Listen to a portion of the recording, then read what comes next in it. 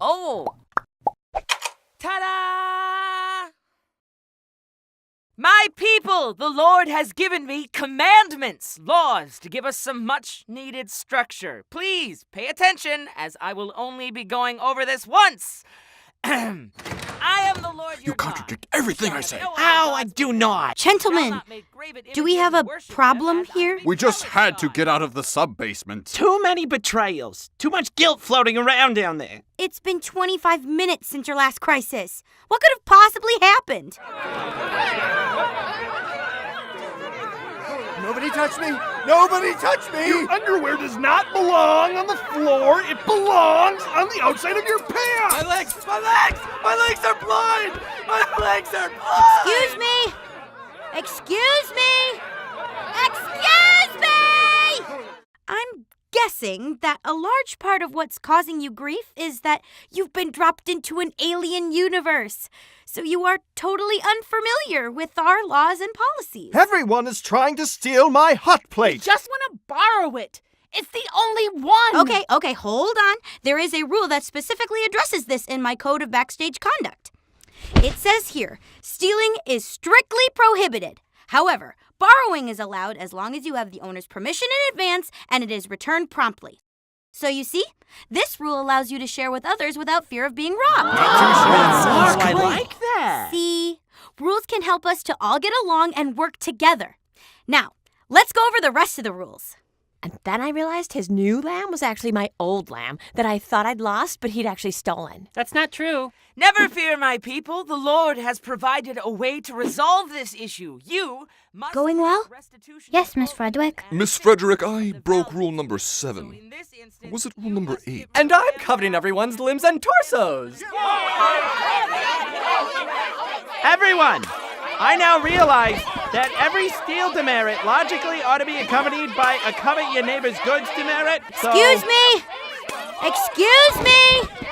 Excuse me! It's clear you've uncovered some complexities that the main rules don't fully cover. Fortunately, I have an expanded set of rules that were drafted for just such an eventuality. Section A, paragraph 1, line 1. Okay, God just gave us another important law. When an alien is in your land, do not mistreat them. So, basically, if we're ever invaded by space aliens, we need to bust out the welcome wagon for those little green guys. I think he's referring to people from other countries. Interesting theory. A little bit out there, but worth considering. Subparagraph 3, section 9, subheading 0, no shellfish.